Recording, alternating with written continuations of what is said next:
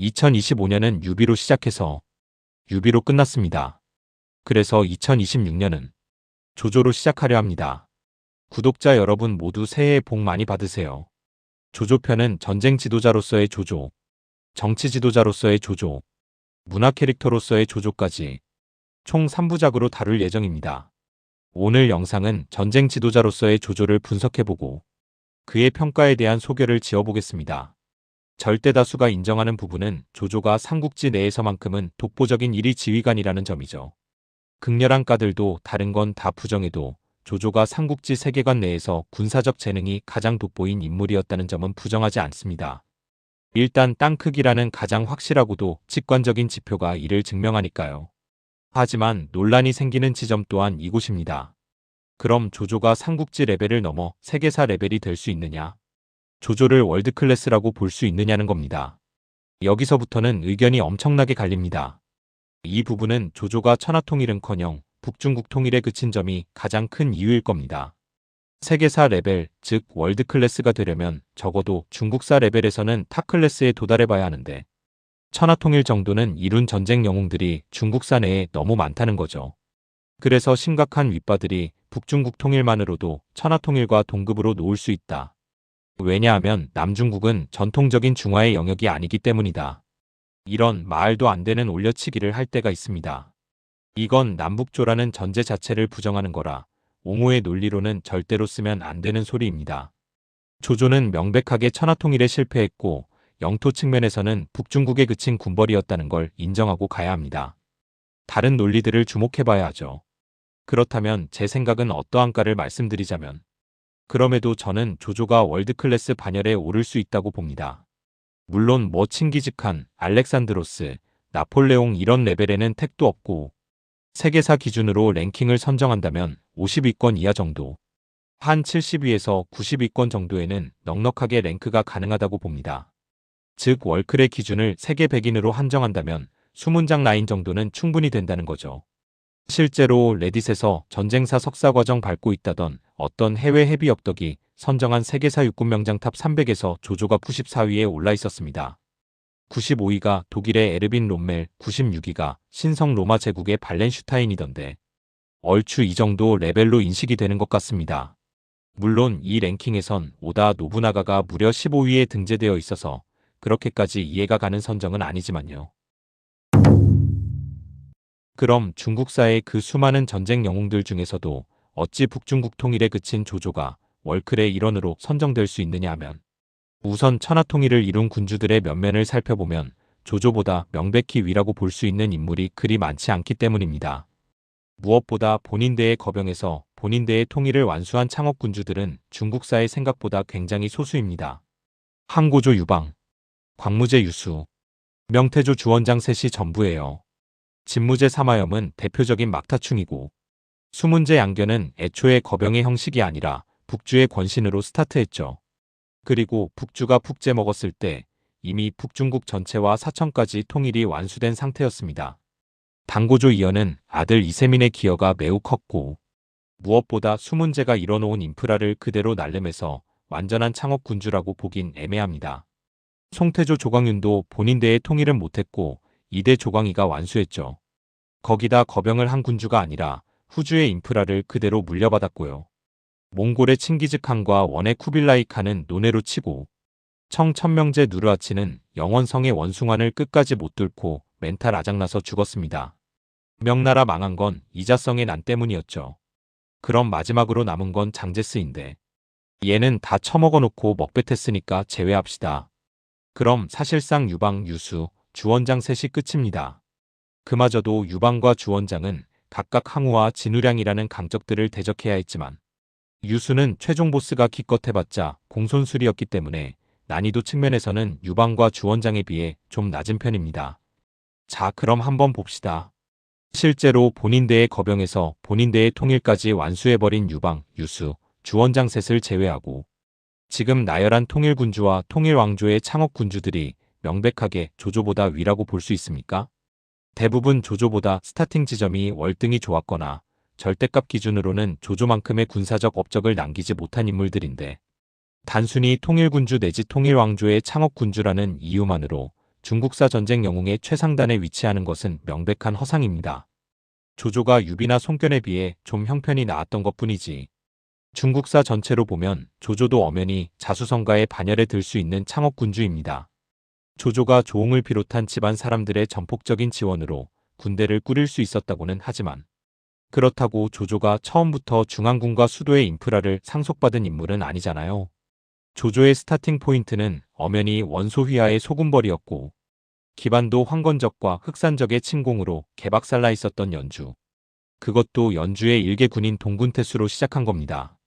사실 이 정도면 공손찬한테 푸시받아서 평원상으로 시작한 유비와 비교해서 그렇게 크게 유리했다고 볼 수 있는지도 의문이에요. 가정 형편이야 조조가 유비보다 압도적으로 좋았던 건 맞는데 군벌로서의 스타팅 포인트를 따져보면 사실상 공손찬 키드였던 유비도 남의 덕과 행운을 만만치 않게 봤다는 거죠. 물론 유비의 스타팅을 공손찬한테 푸시받던 평원상이 아니라 도구패죽이던 안희연이로 보면 또 얘기는 달라지지만요. 다만 조조 역시 세간의 이미지처럼 처음부터 엘리트로 시작해서 인프라 다 상속받은 금수저가 아니었다는 겁니다. 협천자조차도 엄연히 조조의 성취였습니다. 즉 유방, 유수, 주원장을 제외한 다른 통일군주들과 비교해봤을 때 조조의 스타팅은 엄연히 낮은 축에 속한다는 겁니다.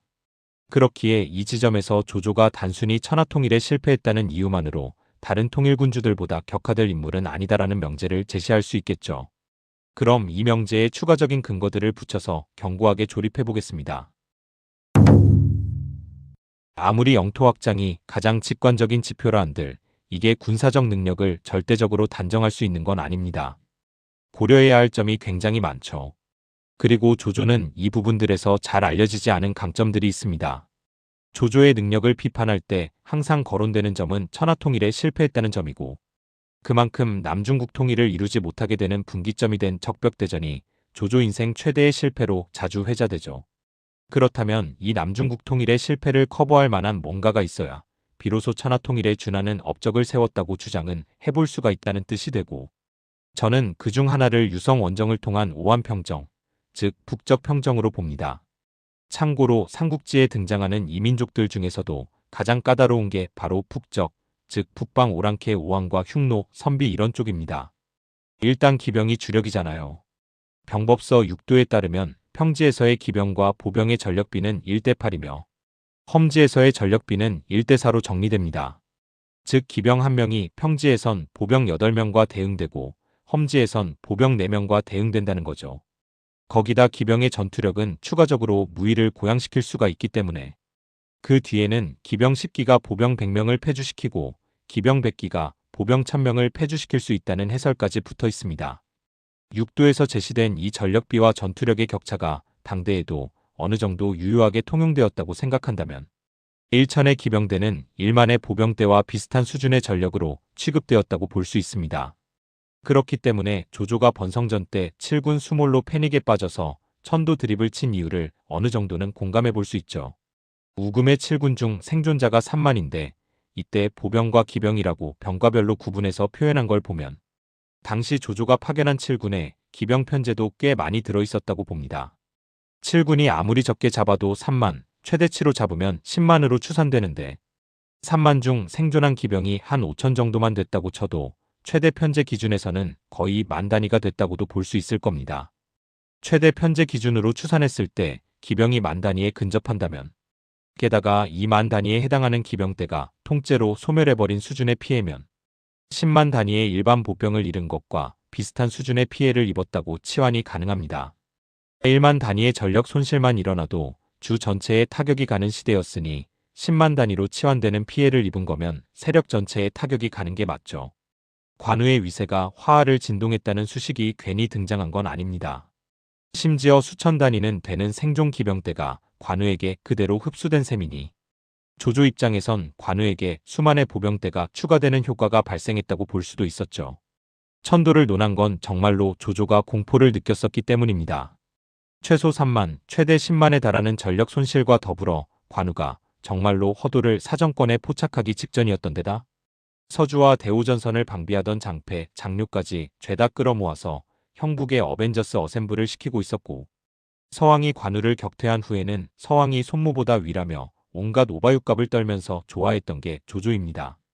때문에 조조의 공포심을 형성한 원인에는 관우의 허도, 사정권 포착 직전이라는 위기감과 더불어 만 단위로 추산되는 기병 전력 손실이 가장 큰 지분을 차지하고 있었다고 봅니다. 이렇듯 당대 군사적 판도에서 기병이 주는 가치는 상당히 거대했습니다. 코웨이 삼국지에서 창병이 기병한테 강하게 나오는 거 다 엉터리입니다. 다만 말년의 조조가 추함의 정점을 찍은 개쫄보 치매노인이 되었다고는 하지만 젊은 시절의 조조는 기병 운용에는 도가 텄던 오한족을 걸레짝으로 만들어버릴 정도로 갈아버렸던 존재라는 걸 잊어선 안 되죠.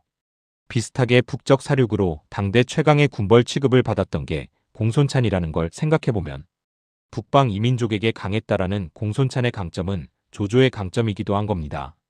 그리고 유성 원정을 떠나기 전에 보인 조조의 준비들은 일반적인 이민족 토벌 지휘관들과 비교해도 상당히 세련된 편이었습니다.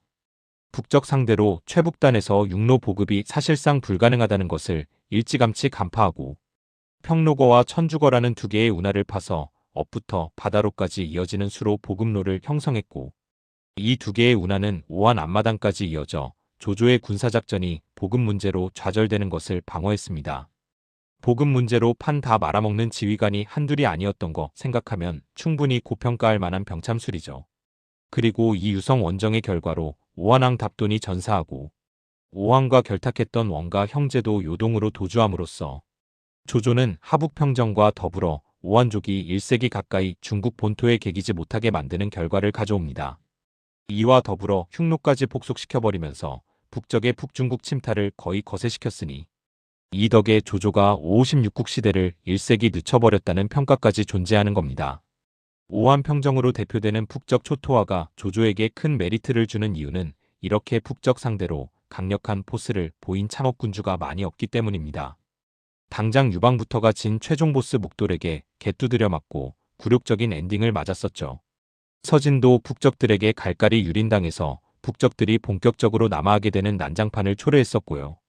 이 관점에서 보면 북적 초토화가 어느 정도의 군사적 능력이 필요한 작업인지 체감이 가능하다고 봅니다. 과장 조금 보태면 오한 토벌과 흉노 복속으로 대표되는 북적 평정 작업들만으로도 이미 북중국 통일에 견줄 만한 업적으로 볼 수도 있습니다. 곽거병이 왜 그렇게 빨린 거겠어요. 그리고 북적 평정에 이은 조조의 두 번째 업적은 서량 평정입니다. 후한대의 서량은 사실상 북중국에서 떨어져 나가 있던 지역입니다. 한수가 지속적으로 바지사장을 교체하면서 쿠데타를 일으키는 게 가능했던 무법지대였어요. 그런데 조조가 망치와 모루 전술을 이용한 회전 한 번으로 마초를 위시한 관서군을 괴멸시키면서 사실상 서량이 북중국에 다시 병합됩니다. 왜 약점이 한둘이 아닌 가우가 순욱, 순유와 더불어 조조의 3대 책사로 취급받으면서 둘과 같은 열전에 실렸을까요? 이강계 한 번으로 서량 평정에 지대한 공을 세운 것이 당시로서 엄청난 공로로 여겨졌기 때문입니다. 하북평정의 순유, 서북평정의 가우 이런 느낌이랄까요. 그리고 이런 인재들을 알맞은 장소에 배치하면서 북중국 통일, 북적평정, 서량평정을 모두 해낸 것은 바로 조조입니다. 유비가 자기 패밀리들을 죽을 때까지 충성하게 만드는 묵협적 리더십과 제갈량이 끝까지 공동체를 지탱하게 만든 유가적 리더십이 오묘하게 섞인 고차원적인 최상의 용인수를 발휘했고 송권이 도독 오연타 성공으로 대표되는 매우 높은 평균값을 도출하고 호족들과의 헤게모니전을 시종일관 주도하던 최적의 용인수를 발휘했다면 조조는 순수하게 가장 광범위하게 누구를 어디에 배치해야 하는지를 득도하고 이로써 가장 넓은 결과값을 얻어낸 최대의 용인수를 발휘한 존재입니다. 셋 중 누구의 용인술이 가장 뛰어난지 갑론을 박이 많은데 제가 볼 땐 셋 다 동급입니다. 단지 취향 차이죠. 어쨌든 북적과 서량평정은 조조의 용인술과 군제가 빛을 발해서 거둔 성취들이며 결코 난이도가 낮은 과업들이 아니었습니다. 답도는 장료와 조승 콤비에게 목이 따였다고는 하지만 이 양반도 묵돌의 재림소리 들었을 정도로 한가닥하던 사람이기도 했고 한수는 반란의 도같은 반란 전문가, 마초는 조조를 죽기 직전까지 몰아붙였었던 강력 군벌이었습니다. 독발수 기능 이전까지는 가장 임팩트가 컸던 반란자가 아니었나 싶어요. 즉 북적평정과 서량평정은 남중국 통일의 실패를 어느 정도는 커버할 만한 업적이라고 볼 수 있을 겁니다. 당장 유방부터가 묵돌이 이끄는 흉노에게 두들겨 맞은 것 때문에 이후 중국사의 패권을 두고 벌이는 중화제국과 유목제국의 전쟁이 2000년 동안 이어진 것을 생각해보면 조조는 거시적 관점에서 북적 평정으로 100년 정도는 이 흐름을 거세시킨 거라 충분히 그 가치를 인정받을 만합니다. 또한 당시 통제 불가 지역이었던 서량을 북중국에 도로 병합시키면서 자신이 죽은 이후에도 촉한의 관서 진출 시도가 영원히 틀어막히게 만들기까지 했죠. 물론 곽해의 강족 통치가 탁월했던 덕이 큰 것도 맞습니다. 하지만 마초와 한수를 괴멸시키면서 교통정리를 완수한 건 조조의 업적이라는 거죠. 그리고 실제로 이 공적으로 위공에 즉위한 겁니다. 이 지점에서는 서량평정에서 가장 열심히 뛰었던 하우연도 공로를 상당 부분 인정해 줄 수 있겠죠. 결론적으로 조조의 군사적 업적은 단순히 북중국 통일만으로 귀결되지 않습니다. 북적 평정과 서량 평정은 충분히 조조의 플러스 알파가 되어주는 업적이며 조조가 북중국 통일밖에 못했기 때문에 통일군주들보다 못하다는 인식을 부정할 수 있는 근거로 충분히 쓰일 수 있다고 봅니다. 일각에서는 북적과 서량 평정을 카이사르의 갈리아 평정과 견주기도 하던데 단순 비교는 어렵더라도 무시 못할 업적임은 틀림이 없겠죠. 조조의 군사적 업적은 이게 끝이 아닙니다. 어찌 보면 가장 강력한 궁극기가 남아있어요. 바로 위무주 손자입니다. 기존에 전해지던 손자병법을 재정리하고 추석을 단 사람이 바로 조조예요. 위나라 무제가 손자의 추석을 달았다고 해서 위무주 손자로 불려요. 정식 명칭은 손자야케입니다. 그리고 이 조조의 추석본이 중국 군사사에 남긴 영향이 엄청나게 큽니다. 그냥 손자병법에 설명 좀 붙였다 수준이 아니에요. 단순한 추석의 수준을 넘어 전체 텍스트의 구조와 논리 전개를 정제하고 재구성한 점에서 그 체계성과 기술적 완성도가 매우 뛰어났으며 그 결과 이 추석본이 등장하자 이전에 존재하던 여러 추석본들은 사실상 더 이상 읽히지 않게 됐습니다. 조조가 완전판을 만든 거죠. 마치 나관중의 삼국지연이 초판을 업그레이드시키고 완전판을 만든 모종강처럼요. 더 나아가 이러한 평가는 후대에 이르러서도 거의 이견 없이 유지됩니다. 약 2000년에 걸쳐 손자병법은 기본적으로 조조의 추석본을 토대로 이해되고 연구되어 왔으며 후대 학자들은 여기에 추가적인 추석을 덧붙이거나 일부 해석을 보완, 수정하는 방식으로 논의를 전개했죠. 지금 우리가 서점에서 쉽게 접하는 손자병법도 사실 마찬가지입니다. 겉으로 보면 조조의 추석은 빠져 있지만 본문 자체는 조조가 정리한 그 문장들을 그대로 쓰고 있어요. 그러니까 우리가 읽는 손자병법은 손무의 버전이 아니라 조조의 버전입니다. 손무의 버전은 춘추시대 주간이 발견된 게 없어서 어떻게 쓰였는지 알 길이 없어요. 물론 어쨌거나 원작자는 손무가 맞으니까 내용의 기본 골자는 손무의 통찰에서 비롯된 것이 맞을 겁니다. 하지만 원본을 더 깔끔하게 다듬고 확장판을 완성시킨 조조의 기여도 역시 결코 적지 않다는 거죠. 앞서 말한 대로 손무가 나관중 포지션이라면 조조는 모종강 포지션에 대응될 겁니다. 그리고 이는 제갈량의 무우팔진도와 더불어 삼국지에서 가장 군사사적 영향력이 거대한 업적으로 인정받습니다. 북적 평정, 서량 평정과 더불어 조조가 세운 또 하나의 군사적 금자탑이 바로 위무주 손자인 겁니다. 이쯤 되면 전쟁 지도자로서 군사지휘관으로서 조조의 클래스는 충분히 통일군주 상위권 라인과 비벼볼 수 있지 않을까요? 저는 개인적으로 조조가 중국 역사상 그 어떤 통일군주들과 비교해도 꿀리지 않을 포텐셜을 지니고 있었다고 봅니다. 재능만 보면 중국사 전체에서도 손꼽히는 수준이에요. 그런데도 왜 통일군주가 되지 못했느냐? 이건 앞서 말한 부분들과 더불어 상대한 적들이 너무 뛰어났던 것이 가장 큰 원인이라고 봅니다. 난이도 면에선 나 혼자만 레벨업을 찍던 유수는 말할 것도 없고 항우를 상대한 유방과 진우량을 상대한 주원장도 상대한 적만 기준으로 보면 조조보다 어려웠다고 보이진 않아요. 항우는 정치에선 말 그대로 원숭이의 두뇌를 가지고 있었고 무엇보다 유방에겐 한신이라는 희대의 사기템이 있었죠. 그리고 진우량은 파양호 불쇼 한 방으로 골로 가버렸습니다. 운이 상당 부분 따라준 거죠. 하지만 유비와 송권은 정치의 달인이며 또한 생존의 달인입니다. 군사적으로는 조조보다 못할지언정 다른 부분들에서는 결코 조조보다 못하지 않아요. 종합적인 클래스로 놓고 보면 셋은 동렬입니다. 결국 북조 전체의 진 최종 보스인 유비와 남중국의 아버지 송권이라는 강적들이 조조의 평가를 더 위로 올라가지 못하게 막고 있는 셈입니다. 조조 2편입니다. 이번엔 정치 지도자로서의 조조를 살펴봅니다. 흔히들 조조 제1의 능력을 군제로, 조조 제1의 업적을 전쟁으로 인식하는 경우가 많습니다. 이 때문에 조조의 정치는 그의 군사적 재능과 전쟁의 성과에 가려 충분히 조명되지 못하는 경향이 강합니다. 기껏해봤자 유재시거와 구연령으로 대표되는 실용주의적 인사정책, 그리고 둔전제로 대표되는 병참적 성과 정도죠. 하지만 조조라는 인물을 삼국지를 넘어 위진남북조 전체를 통틀어 독보적인 구심점으로 만드는 핵심은 바로 정치와 행정의 영역에 있습니다. 제가 봤을 때 조조의 정치적 업적은 군사적 업적에 전혀 꿀리지 않습니다. 조조는 단순히 후한 말기에 가장 강대한 세력을 쌓아 올린 군벌이다 이런 수준이 아니라 붕괴된 국가체제를 어떤 논리와 구조로 다시 작동시키는 것이 가능한지를 충분히 통찰하고 그 실험을 일정 수준 이상으로 성공시킨 성공적인 개혁가였다고 평할 수 있습니다. 그의 정치가 중요한 이유는 단지 위나라라는 한 정권을 세웠기 때문이 아니라 후한 이래 유지되던 고대적 지배 질서를 실질적으로 해체하고 이후 수백 년간 이어질 새로운 국가 운영 방식의 출발점을 마련했기 때문입니다. 중세 중국의 개척자 조조. 이 평가는 의외로 많이 거론되는 평가는 아닙니다. 거론된다고 해도 윗바들의 과도한 올려치기 정도로 취급되고 마는 정도였죠. 하지만 제 영상들을 쭉 봐오신 분들이라면 아실 겁니다. 저는 윗바가 아닙니다. 촉바도 아니고 오빠도 아닙니다. 그냥 삼국지빠입니다.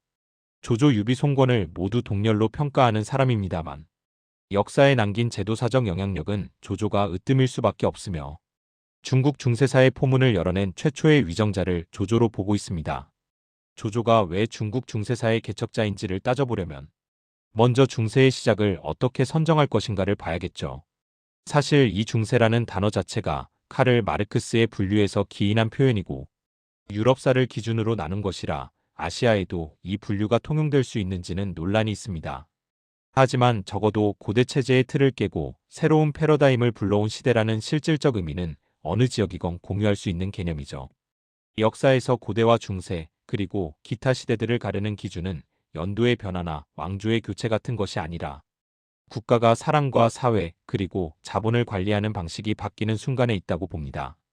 마르크스의 사적 유물론이 도식화시킨 원시 공산제, 고대 노예제, 중세 봉건제, 근대 자본제라는 틀도 이 방식이 바뀌는 순간을 주목한 겁니다. 그리고 중국사에서도 이 방식이 바뀌는 순간, 특히 고대의 방식이 새로운 시대의 방식으로 바뀌는 순간이 분명히 존재했으며 학계에서는 이 순간을 위진남북조 시대로 볼지 송나라 때로 볼지 의견이 갈리고 있습니다. 하지만 위진남북조를 중세의 시작으로 보는 시각을 인정한다면 조조의 위상이 엄청나게 급등하게 됩니다. 조조가 위진남북조 시대를 개창한 존재니까요. 한 인물이 하나의 시대를 열어젖히는 것이 가능하다는 것은 단순히 땅을 많이 따먹었다, 통치를 잘했다 이런 차원에서 비롯되는 게 아닙니다. 비슷하게 춘추시대의 조조라고 불리는 정장공 희호생. 이 인물이 왜 춘추 전국시대를 개막시킨 존재로 평가받을까요? 국력은 다른 나라들보다 그렇게 뛰어난 편은 아니었지만 천자를 대신해서 제후들의 회맹을 주도하고 맹주의 역할을 하는 그 최초의 패권에 다가섰던 인물이기 때문입니다. 이 흐름이 처음으로 제시되니까 그 후로 춘추오패가 탄생한 거거든요. 그래서 정장공은 인지도는 낮지만 춘추오패의 프로토타입으로 평가받습니다. 저는 비록 영웅주의 사관을 좋게 보지는 않지만 이렇듯 한 인물이 시대의 트렌드와 흐름을 만들어내는 경우가 있긴 있습니다. 미국의 역사학자 패트리샤 버클리 에브리가 명태조 주원장에게 내린 논평처럼 개별 인물이 역사의 흐름에 큰 영향을 미친 경우는 드물지만 분명히 존재해왔고 조조 역시 이 분류에 포함될 수 있는 인물입니다. 지난 영상들에서도 종종 얘기한 것이긴 하지만 조조의 진정한 업적은 바로 토지에 있습니다. 초창기의 조조가 토지를 대하는 방식은 군사적 성공을 위한 가장 효율적인 수단 중 하나였습니다. 조조의 둔전제를 보통 노예제와 크게 다르지 않다고 보는 시각이 있는데 실상은 약간 다릅니다. 케임브리지 중국사를 저술한 학자 라프데 크레스피그니는 조조의 둔전을 밀리터리 에그러컬처럴 칼러니, 즉 군사 농업 식민지라고 규정해요. 고대적인 노예제보다는 좀 더 구체적인 율법이 가미된 형태의 지배였다는 뉘앙스로 볼 수 있는 겁니다. 후한 말기 혼돈이 지속되면서 백성들이 기존의 농지에서 사실상 쫓겨나듯이 피난을 다녀야 했고 이 때문에 수많은 비옥한 토지들이 공백지처럼 덩그러니 버려지게 되었죠. 그리고 전쟁의 천재였던 조조는 이 공백지를 활용하여 자신의 군대의 병참을 커버할 기획을 구상했습니다. 우선 여기저기 떠돌던 피난민들을 버려진 토지에 재정착시키고 농기구와 소를 지급해줍니다. 그리고 기존 지주들의 개입을 차단해버려요. 토지에 재정착한 피난민들은 이제 지주의 사적인 지배가 아니라 정부의 공적인 지배를 받는 방식으로 변하게 됩니다. 소장농은 소장농이지만 지주의 지배와 정부의 지배는 완전히 다릅니다. 적어도 정부의 지배에는 최소한의 룰, 최소한의 율법이 있습니다. 지주 개인의 기분에 의해 여러 부조리들이 당연하다는 듯이 행해지는 위험은 없었다는 거죠. 그래서 재정착한 농민들은 군대를 위한 식량을 재배하는 조건으로 안정적인 정착과 수확물의 일부를 수령할 수 있었습니다. 이러한 민둥계약이 과거에도 없었던 건 아니지만 대체로 국경 지역에서 이루어졌기 때문에 보편적인 방식은 아니었습니다. 하지만 조조는 허도를 중심으로 자기 영토 수도권에 이런 둔전을 설치한 것이 차이점입니다. 그리고 이는 훗날에도 회수 유역에 계속 확장되면서 커리어 초반기부터 후반기까지 안정적으로 조조군의 병참을 유지하는 제1의 수단이 되었습니다. 이렇듯 조조는 자신의 나와바리 안에서는 안정적인 병참과 재정을 유지하고 있었지만 둔전은 조조의 영토 중에서도 극히 적은 부분만 할당되었습니다. 즉 둔전만으로는 토지제도와 경제체제에 그닥 유의미한 영향을 주고 있진 않았어요. 그저 조조의 전쟁을 더 잘 수행하기 위한 수단의 일부였으니까요. 당시 후한 말기에 중국 대륙은 국가 재정의 파탄과 화폐 경제의 붕괴라는 총체적인 위기에 직면해 있었습니다. 후한 정부가 시행하던 조세제도는 인두세와 전조, 크게 두 가지가 있었는데 인두세는 폴텍스, 즉 각 개인에게 부과하는 일괄세입니다. 그리고 전조는 프라퍼티 텍스, 즉 재산세입니다. 이 중에서도 후한 정부의 메인 수입원은 전조였었습니다. 그런데 당시 후한 정부는 토지조사를 개판으로 하고 있어서 파악조차 되지 못한 토지들이 한가득이었죠. 토지 파악도 안 되는 상황인데 지방 유력 호족들의 세력 확장까지 겹치면서 사실상 전조는 제 기능을 상실한 상태였습니다. 호족들은 토지조사를 회피하며 막대한 토지를 사유했고 세금 부담을 피하려는 농민들을 자신들의 보호 아래 가두어 예손민으로 삼았습니다. 이 과정에서 지주들은 거대한 부를 축적한 반면 국가 재정은 사실상 파산에 이르러 당시 후한 왕조의 존립 자체가 위협받는 상황이었죠. 이러한 경제적 파국은 동탁의 집권기에 이르러 화폐 가치의 폭락으로 정점을 찍습니다. 표준 화폐였던 오수전을 대신해 조악한 화폐가 남발되면서 극심한 인플레이션이 발생했고 이는 시장 경제를 마비시켜 결국 사람들이 현물 화폐만을 신뢰하게 되는 경제적 퇴행을 불러왔습니다. 이러한 혼란 속에서 권력을 잡은 조조는 무너진 국가 기틀을 세우기 위해 강력하고 현실적인 세제 개혁을 단행합니다. 바로 호조였습니다. 그는 기존의 불투명한 조세제도와 사실상 효용이 끝난 고대적 경제체제를 대신하여 204년 역사적인 제도 호조법을 반포하게 됩니다. 호조는 하우스홀드 텍스, 즉 가구세입니다. 이 호조법은 인두세의 맹점, 전조의 맹점을 모두 극복하는 것이 가능했습니다.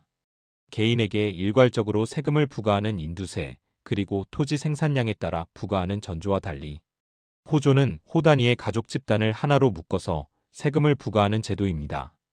특히 주목할 점은 조조가 지방 유력자들을 포함한 영토 내 모든 이들에게 예외 없이 동일한 세율을 적용하려 했다는 사실입니다. 토지에게 세금을 부과하는 방식이 아니라 가구에게 세금을 부과하는 방식이기 때문에 토지의 유무 상관없이 전부 해당되는 거죠. 호 단위, 가구 단위로 세금을 부과하는 최초의 제도가 바로 조조의 호조법입니다. 후대 조용조 체제의 원형인 거죠. 이 호조법이 불러온 변화는 행정 단위 하나를 바꾼 수준이 아니라 국가가 사회를 바라보는 시선 자체가 달라졌다는 의미를 가집니다. 국가는 더 이상 개인을 하나하나 직접 붙잡는 존재가 아니라 가구라는 중간 단위를 통해 사회를 관리하게 된 겁니다. 이 변화가 왜 중요하냐면 이후 중국 중세국가의 기본 구조가 바로 이 틀 위에서 만들어지기 때문입니다. 수당 시기의 조용조, 나아가 양세법까지 이어지는 조세체계는 모두 이 흐름 위에 놓여 있습니다.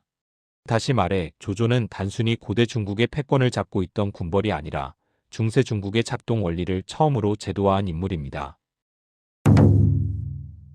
조조의 이러한 광대한 시야는 군사제도에서도 같은 전환이 보입니다. 조조의 병호제는 병사를 개인이 아니라 가족 단위로 국가에 귀속시키는 제도였습니다. 병역이 개인의 생애에 한정되지 않고 가문을 통해 계승되는 구조는 조조가 행한 여러 제도들에서 그 편린들이 보이죠.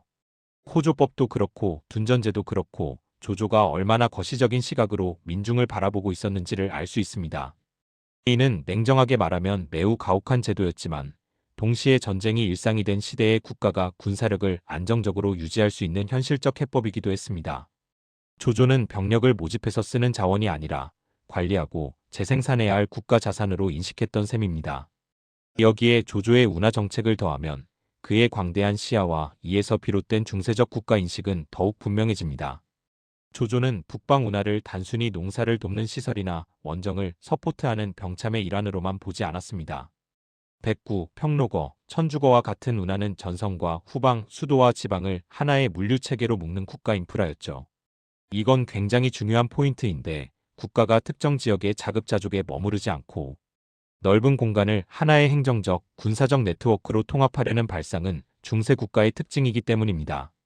실제로 조조가 개척한 수로망은 수나라 대운하의 북부 구간으로 거의 그대로 이어지며 장기적인 구조 유산으로 남았습니다. 대표적으로 수양제가 건설한 대운하 영제거는 조조가 개척한 백구, 평로거 등의 수로를 그대로 활용했습니다. 때문에 조조가 건설한 운하들이 후대 중화민족의 발전사에서 다양한 방식으로 여러 가지 인프라로 기능했고 중국 사회과학원 소속 학자 유경주에 따르면 중화대륙의 여러 북방 민족들이 한족 중심의 중화민족 체제에 본격적으로 통합되는 계기를 마련한 것이 바로 조조의 북방 운하 인프라 덕분이었다고 합니다. 한마디로 조조의 거시적인 시야가 이 모든 것을 가능하게 만든 거죠. 조세를 내야 하는 대상은 개인이 아닌 가구라는 큰 단위로 확장하고 군사 전력을 충당해야 하는 병역 역시 개인의 생애가 아닌 가문의 상속이라는 큰 단위로 확장하고 운하를 비롯한 병참 인프라 또한 특정 지역의 자급자족이 아닌 하나의 거대한 행정적, 군사적 네트워크로 확장했습니다.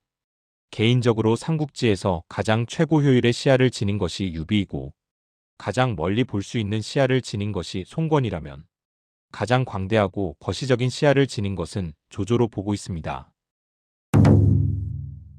토지를 지배하는 방식을 바꿈으로써 창조해낸 경제체제의 새로운 흐름, 또한 모든 것을 큰 단위로 묶는 시야를 통해 여러 부문에서 고대로부터 탈피하는 형태의 인프라를 구축한 정치적 무빙과 더불어 제가 또 한 가지 주목하고 싶은 부분은 바로 조조가 만들어낸 권력체제의 특이점입니다.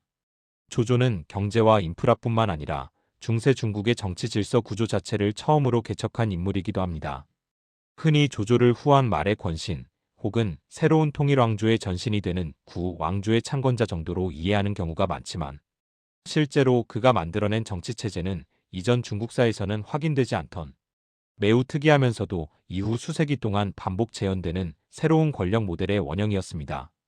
조조의 가장 큰 특징은 체계적으로 구축된 제국의 인프라와 황제라는 최고 권위가 존속하는 상태에서 그 황제 아래에 존재하며 실질적 정권을 행사한 최초의 이성왕이었다는 점입니다. 전왕과 후한을 통틀어 볼 때 황제의 권한을 잠식한 인물들은 분명 존재했지만 그들 대부분은 사대부와 외척 혹은 황관이었고 제도적으로는 어디까지나 황제의 신하라는 틀을 벗어나지 못했습니다. 반면 조조는 헌제를 옹립한 상태에서 공작과 구석을 넘어 유시만이 취할 수 있다는 왕자까지 거머쥡니다. 이 지점에서 조조의 정치가 지니는 혁신성이 드러납니다. 조조는 황제를 폐하지 않았습니다.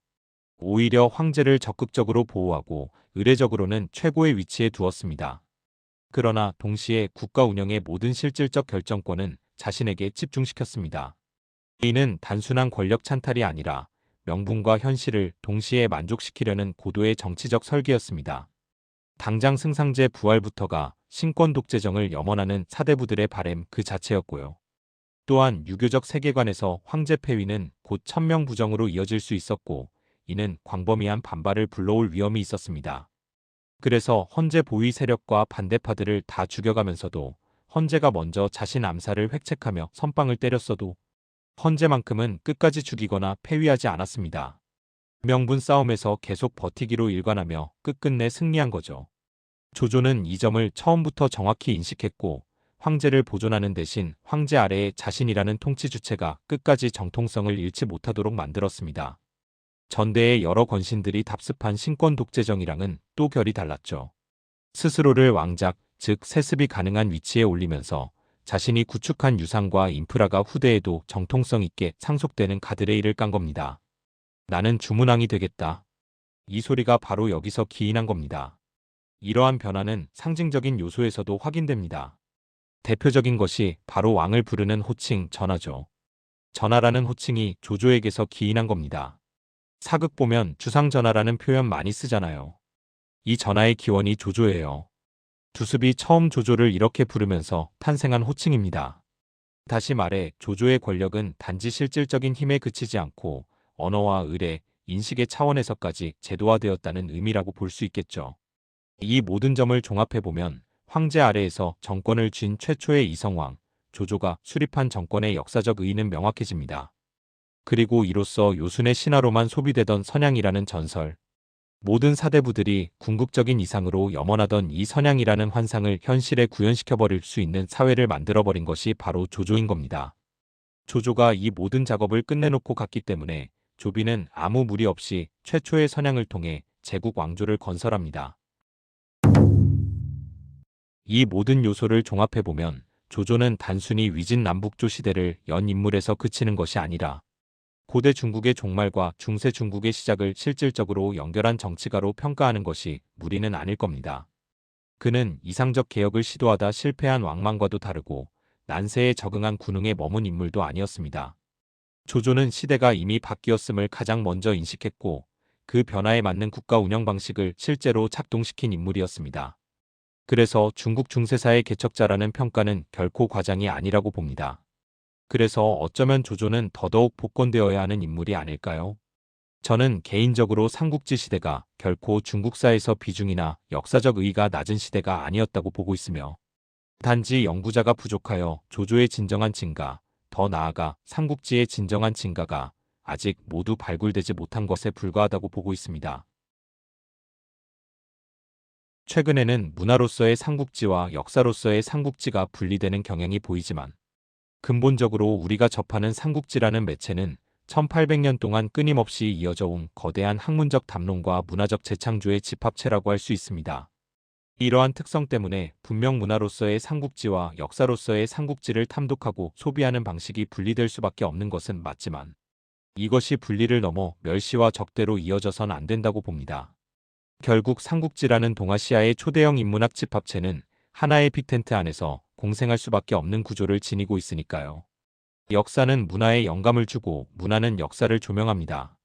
정사는 삼국지연이라는 걸작이 탄생할 수 있도록 기반을 형성해 주었고 연희는 삼국지라는 역사가 오늘날까지도 연구되고 소비될 수 있도록 생명력을 불어넣어 주었습니다.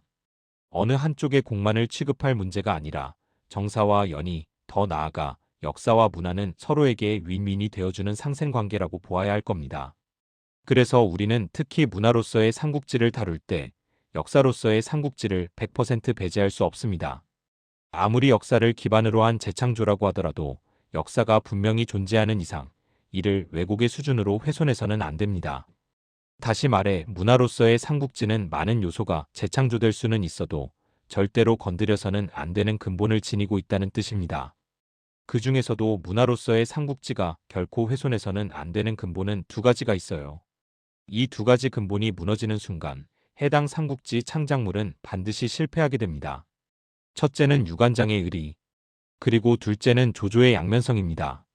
유비, 관우, 장비는 실제 역사 속에서도 두터운 의리로 서로를 끝까지 배신하지 않았으며 이러한 점이 삼국지연이라는 걸작의 핵심 요소 중 하나가 되어 오늘날 일반인들에게 의형제, 브로맨스의 아이콘으로 자리 잡게 되었죠.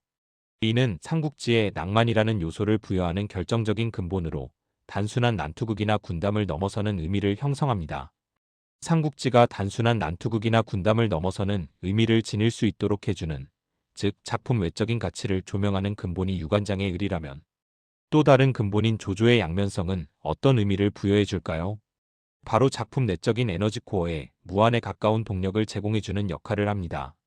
조조는 업중가라는 시에서 공로도 으뜸, 죄악도 으뜸, 따로 두 사람이 아니라 악취나 향기나 본래 한 몸에서 다 나왔네 라고 표현된 것처럼 영웅이나 악당 중 하나로만 규정될 수 없는 인물입니다. 그는 당대 최고의 업적을 세운 영웅이었으며 동시에 수많은 사람들의 피로 손을 적신 괴물이기도 했습니다. 역사 속에서도 더 나아가 창작물 속에서도 이처럼 영웅성과 악역성이 모두 극단에 위치한 인물은 찾기 어려워요. 이러한 이유로 조조는 삼국지에서 주인공의 역할과 악역의 역할을 동시에 수행해야 하는 독보적인 구심점이라 할 수 있습니다. 조조는 동탁이나 원소와 대립할 때에는 주인공의 역할을 맡아야 하고 유비나 송건과 대립할 때에는 악역의 역할을 맡아야 합니다. 다른 창작물에서도 이처럼 비중이 거대한 캐릭터는 굉장히 찾기 어렵습니다.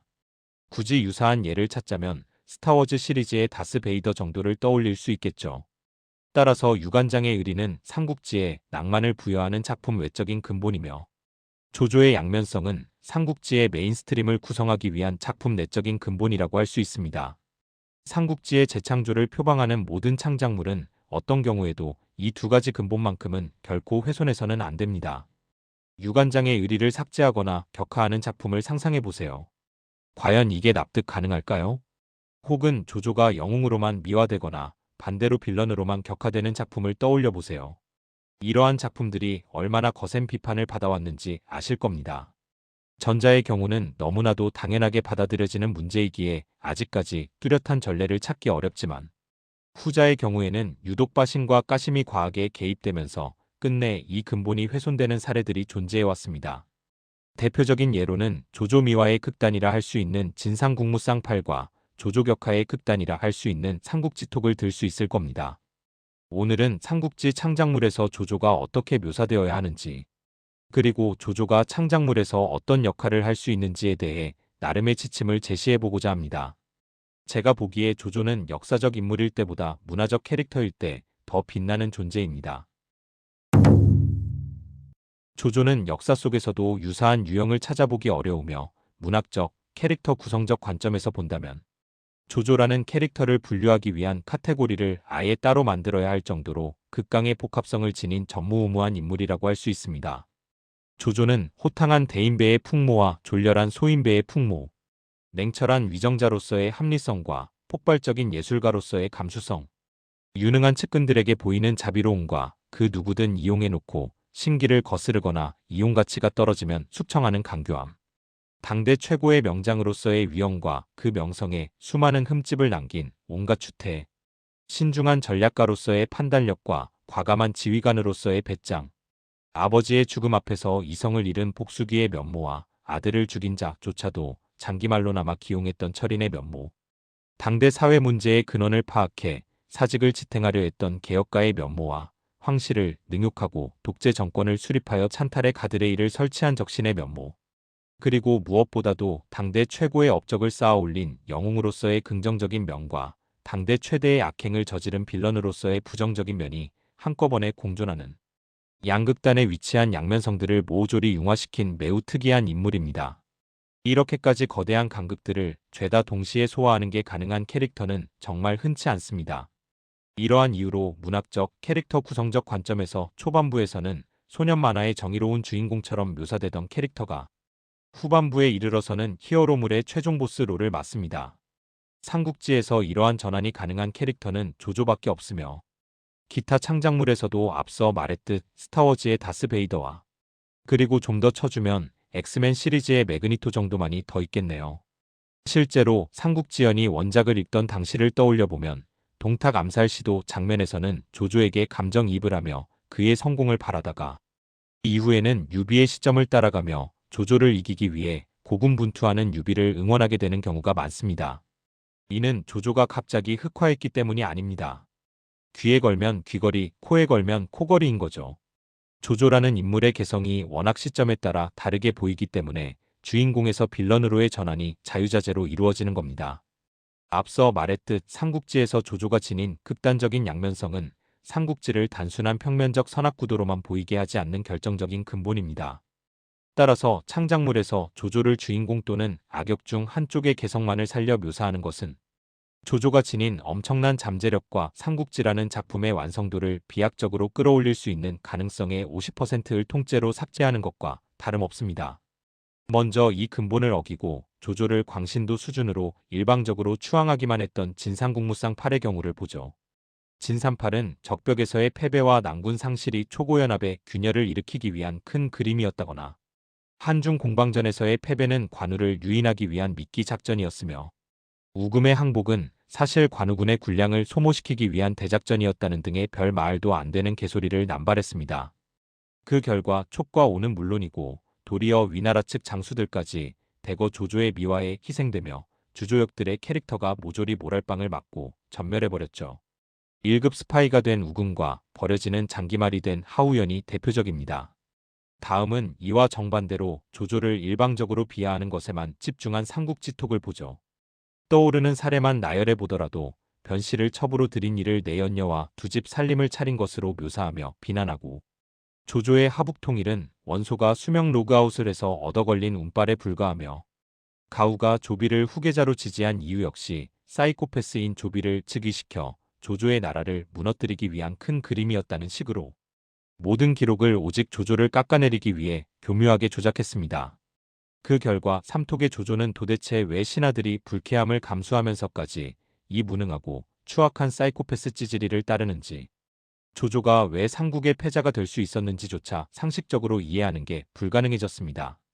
일부 극성 팬들은 잘 찾아보면 신하들의 충성을 받는 능력과 카리스마 있는 모습이 어느 정도는 드러난다고 변호하지만 다른 사람도 아니고 조조한테 이게 무슨 소리입니까? 조조의 장점을 잘 찾아봐야만 보이게 만든 것 자체가 이미 패착입니다. 그리고 솔직히 잘 찾아봐도 별로 보이지도 않아요. 말이 되는 소리를 해야죠. 삼톡 조조는 조만전의 조조보다도 압도적으로 더 비하된 역대 최대, 최흉, 최악의 병신 캐릭터입니다. 다른 작품들에서는 조조를 어떻게 다루고 있는지 살펴보면 삼국지톡이 조조를 있는 대로 내려친 것의 여파로 작품 자체가 완전히 망가져버린 것이 얼마나 적나라한 실패인지 역체감이 가능합니다.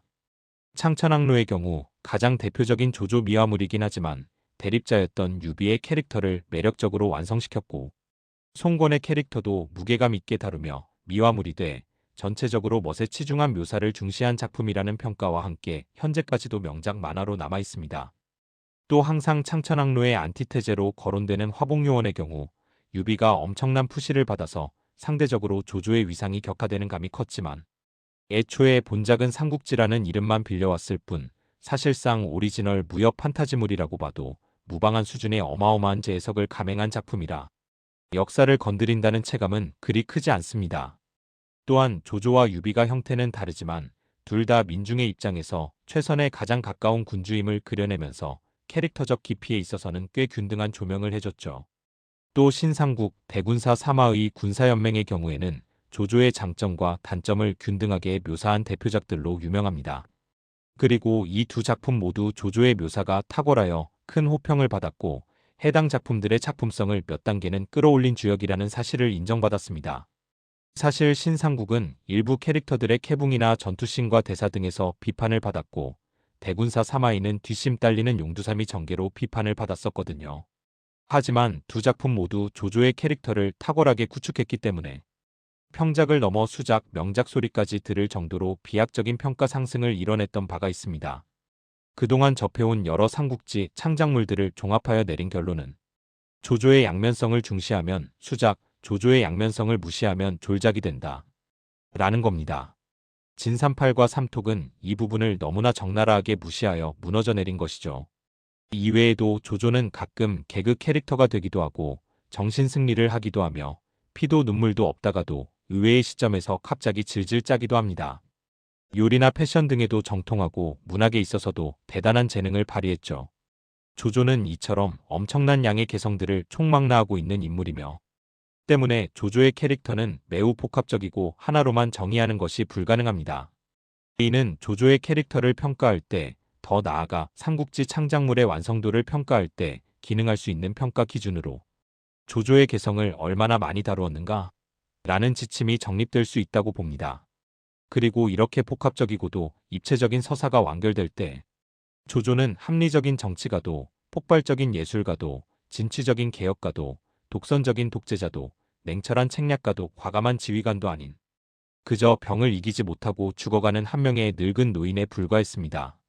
그토록 한 시대를 풍미한 진정한 주인공이었지만 그 또한 결국은 시대를 뒤엎어버린 역사적인 영웅도 뜻을 이루지 못한 채 사람만 마구 죽여댄 잔혹한 실패자도 아닌 그저 한 명의 인간이었음을 보여주는 이 서사의 완결은 삼국지 창작물이 어째서 현대문학계에서도 가치를 증명할 수 있는지를 보여주는 대목이라고 봅니다.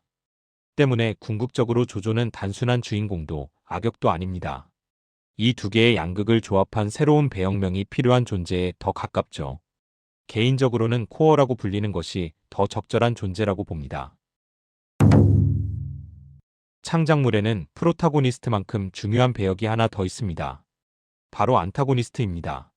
안타고니스트들은 대체로 라이벌, 아치에너미, 숙적, 반동인물 등으로 표현되는데 프로타고니스트와 안타고니스트는 서로를 빛내주고 서로를 부각시켜주는 장치를 동시에 수행하는 상호보완적인 존재들입니다. 그리고 두 캐릭터의 대립을 훌륭하게 묘사했다면 인류가 만들어낸 창작물 속 최고의 숙적 관계라 불리는 배트맨과 조커처럼 서로를 완성시키는 경지에까지 이를 수 있습니다. 이 관계를 가장 완벽에 가깝게 묘사한 다크나이트를 보죠.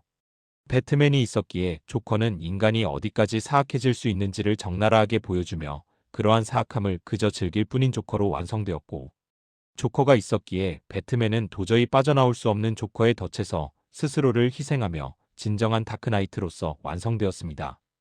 대립관계의 구조주의를 이렇게 높은 퀄리티로 설계한 라이벌리는 찾기 어려워요. 그리고 조조의 경우 역시 이러한 최상급의 숙적 관계와 대립 구조주의를 형성할 수 있는 세기의 안타고니스트가 존재합니다. 바로 삼국지의 또 다른 주인공인 유비죠. 일각에서는 조조의 진정한 라이벌은 유비가 아니라 원소라고 하기도 하는데, 물론 유비보다 원소의 세력이 더욱 강대했고 조조 역시 원소를 가장 큰 인생의 벽으로 느낀 것이 틀림없는 사실입니다. 하지만 중요한 것은 원소는 결국 조조에게 패해 역사에서 중도 퇴장했다는 점이죠. 원소가 조조에게 가장 강대한 적이었던 것은 맞지만 중도 퇴장한 이상 원소는 대립자로서의 의미가 부각되는 라이벌이라기보다는 조조가 필수적으로 넘어야 했던 중간 보스 같은 존재에 가깝습니다. 조조의 적들을 게임에서의 보스로 비유하자면 인생에서 가장 강대한 벽이었으나 끝내 넘어섰던 원소가 중간 보스? 난데없이 등장해 자신에게 거대한 실패를 안겨준 송건이 히든보스. 최후의 최후까지 대립하며 서로의 은퇴식을 장식해준 유비가 최종 보스에 알맞습니다. 저는 유비를 조조를 넘어 북조 전체의 진 최종 보스라고 보고 있는데 이 부분도 기회가 되면 언젠가 영상으로 바라보겠습니다. 그렇다면 유비와의 대립을 부각함으로써 해당 삼국지 창작물과 조조의 캐릭터가 얻을 수 있는 이점은 무엇일까요? 우선 현대에 재해석되는 삼국지는 기본적으로 정사의 골자를 배제하지 못하는 경향이 많이 보이기 때문에 제일 먼저 제1의 주인공 조조를 제시함으로써 독자들이 조조의 서사를 따라가게 만듭니다. 처음에 제시된 조조는 썩어빠진 한나라를 고치고 싶은 개혁가적 열망과 나라에 위협이 되고 있는 황건적, 십상시, 동탁 등의 악역들을 처단하고자 하는 영웅적 포부를 드러냄으로써 독자들이 왜 조조가 주인공인지를 납득하게 만듭니다. 하지만 곧 여백사살인 사건으로 대표되는 조조의 잔인하고 패역한 면모가 드러나 독자들에게 거대한 충격을 안겨주는 전개로 흘러갑니다. 작품 구성적 관점에서는 독자들이 필요 이상으로 잔인한 조조가 정말로 주인공의 자격이 있는지 의구심을 갖게 되는 장치라고 볼 수 있습니다. 연희를 차용한 작품이라면 여백사살인 사건의 진궁을 반드시 등장시키는데 아무리 살 길을 찾기 위함이라 하더라도 이것이 옳은 일이 아님을 진궁을 통해 독자들로 하여금 상기하게 만드는 거죠. 또한 진궁은 조조가 동탁 암살이라는 영웅적인 시도를 선행했던 존재라는 사실도 바로 옆에서 바라본 목격자의 롤까지 맡고 있습니다. 정사에서는 동탁 암살 자체가 허구이지만 모종의 이유로 진궁이 극초기에 조조에게 일신을 바쳤던 것은 동일합니다. 이처럼 조조가 악한 행동을 하기는 했지만 마냥 악인으로 치부되지도 않고 영웅다운 면모를 가지고 있지만 마냥 합리화해주지도 않는 장치를 영웅 조조의 목격자이자 살인마 조조의 목격자이기도 한 진궁이 동시에 맡게 되는 겁니다. 참 기능적으로 완벽한 캐릭터예요. 이렇게 되면 독자들이 바라보는 조조의 방향성은 단순한 영웅으로 그치는 것이 아니라 다소 복잡해집니다. 난세를 평정할 지배자가 될 제목인 것까지는 납득이 되지만 난세를 포용할 구원자로서의 덕목이 부재함을 체감하기 시작하는 거죠. 그리고 결과적으로 이러한 포용력의 부재 때문에 이탈한 독자들은 이 포용력이라는 덕목, 구원자라는 덕목을 채워주는 새로운 주인공에게로 향합니다. 그리고 이 새로운 존재는 조조의 궁극적 성공, 천하통일을 막아서는 최대의 걸림돌로 기능하게 되죠. 바로 삼국지 제2의 주인공인 유비의 탄생입니다.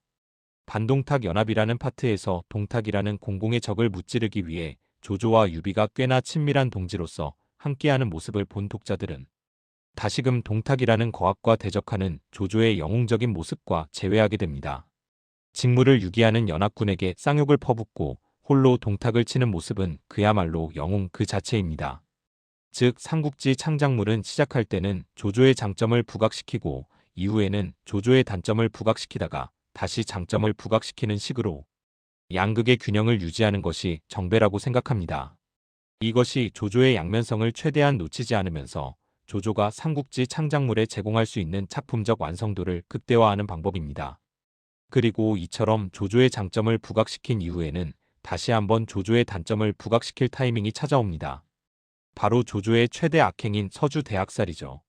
그리고 여백사살인 사건 이상으로 조조의 악랄한 모습에 제대로 학을 뗀 독자들에게 이젠 작정하고 직접적인 대안을 제시하는 계기가 됩니다. 바로 서주에서 조조를 막아서며 처음으로 대립하게 되는 유비가 본격적으로 조조와는 독립된 서사를 전개하기 시작하는 거예요. 물론 정사에서는 공손찬 키드였던 유비가 공손찬에게 답이 없음을 깨닫고 스무스하게 통수를 때리며 홀로 서기를 꾀하는 지극히 정치적인 이벤트였지만 창작물에서는 이 에피소드를 사상적 대립관계의 구조주의로 설계할 포텐셜이 차고 넘칩니다. 유비가 서주에서 조조를 막아섰던 사건은 유비가 민중의 지지를 쓸어담고 도겸에게 서주를 양도받는 등 군웅으로서 첫 발을 내딛게 되는 결정적인 스타팅 포인트가 된 건 맞으니까요. 하지만 이후로도 조조는 자신을 막아서는 유비를 보면서 딱히 악감정을 느낀다는 인상이 들지 않습니다. 서주를 잃고 자신에게 도망쳐온 유비를 도리어 초특급 대우로 맞이해주는데 특정 창작물들에서는 이 인물을 자신이 다스리게 된다면 자신에게는 없는 가장 거대한 약점인 포용력을 보완해줄 수 있었기 때문이라는 해석을 제시합니다. 실제로 당대 유비가 그것이 진심이었든 위선이었든 간에 인의지사로 명성이 높았던 것은 사실이므로 이러한 해석은 충분한 설득력을 가집니다. 그러나 이후 유비는 조조에게서 받은 군사를 이용해 오히려 조조의 서주를 공격하고 점거함으로써 조조에게 거대한 통수를 후리게 되고 마침내 두 인물은 불구대천의 원수로 거듭나게 됩니다. 그리고 조조로부터 갈라져 나온 유비의 서사는 조조에게는 없었던 인덕, 포용력, 충정 등의 덕목으로 가득 차 있으며 조조에게 경악하고 조조의 방식에 동의하지 않는 독자들은 유비를 따라가며 유비의 길을 응원하게 되는 거죠. 이렇게 삼국지는 본격적으로 더블 주인공 체제로 굳어지며 상극의 방식을 사용하는 두 주인공을 토대로 완벽한 균형을 맞춰나가게 됩니다. 조조는 난세의 지배자가 될 덕목을 지니고 있었지만 난세의 구원자가 될 덕목이 부재했고 유비는 난세의 구원자가 될 덕목을 지니고 있었지만 난세의 지배자가 될 덕목이 부재했다는 식의 정반합 구조를 제시하는 겁니다. 이처럼 서로가 지닌 최대의 약점을 각각 최대의 강점으로 지니고 있는 두 주인공은 서로의 강점을 극한까지 부각시키며 서로처럼 될 수 없는 자신을 돌이켜보고 서로를 의식하게 만듭니다. 어떻게든 유비를 붙잡기 위해 집요하게 추격하는 조조는 자신에게 없는 난세의 구원자라는 자질에 대한 집착을 드러내고 조조와 정반대의 행보를 보이며 반조조 세력의 지지를 쓸어담는 유비는 자신에게 없는 난세의 지배자라는 자질에 대한 한거를 드러냅니다. 이는 명분을 잡기 위해 실리를 이용하는 조조와 실리를 잡기 위해 명분을 이용하는 유비라는 서로가 서로를 완성시키는 숙적 관계를 정립합니다. 그리고 삼국지의 메인스트림은 조조와 유비가 죽는 그 순간까지 이대립 구조주의를 통해 흘러갑니다. 여기까지가 제가 정배라고 생각하는 창작물 속 조조와 유비의 라이벌리 조명 구조입니다. 변주는 얼마든지 있을 수 있기 때문에 제가 생각하는 구조가 무조건 최대의 포텐셜을 낼 수 있다고 단언하진 않습니다.